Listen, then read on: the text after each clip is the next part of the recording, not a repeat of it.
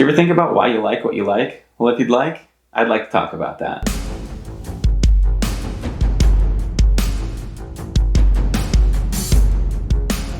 Hey everyone, today I want to talk about the mere exposure effect. Sounds kind of fancy, but it's actually quite simple.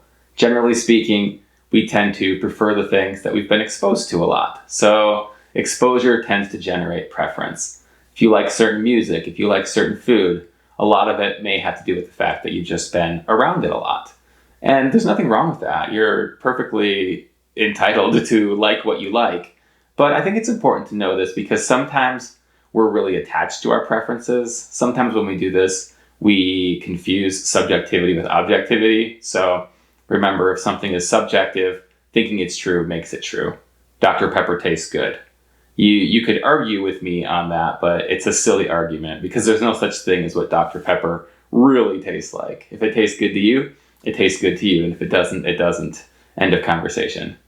Dr. Pepper is a nutritional beverage option.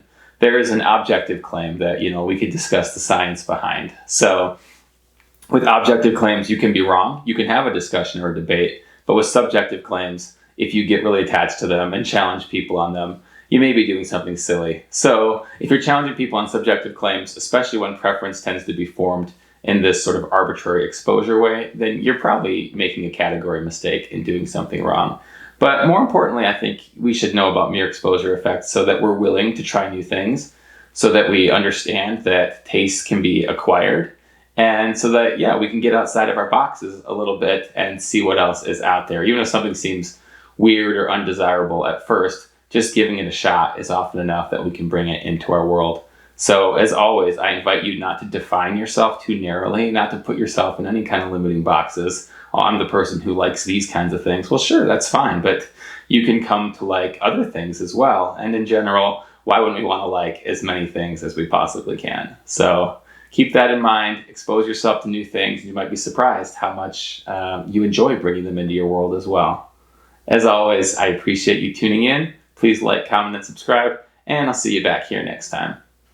But it's quite simple. Essentially, we tend to forget what we're going to say, which is the phenomenon. I don't know what it is. Okay, look out, viewers. This one's coming for you. Oh! Good job, buddy. Oh no!